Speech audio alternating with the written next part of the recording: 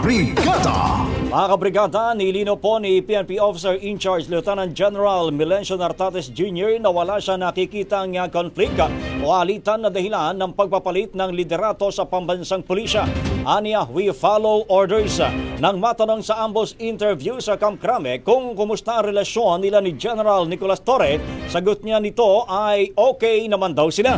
Matatandang nagsilbi siyang Deputy Chief for Administration noong si Torre pa ang hepe ng PNP bago siya itinalaga bilang commander ng Area Police Command sa Western Mindanao kamakailan. Binanggit ni Nartates na ipagpapatuloy niya ang 5-minute response policy ni Torre.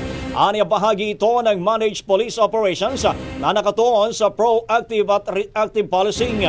Tungkol naman sa posibilidad na manatili o magretiro sa Torre, nilinaw ni Nartates na hindi maaaring pilitin ng isang opisyal na magretiro kung hindi pa ito maabot sa mandatory retirement age na 56. Maaari namang manatili muna, sabi ni Nartates, sa Office of the Chief PNP si Torre o sa Personnel Holding and Accounting Unit.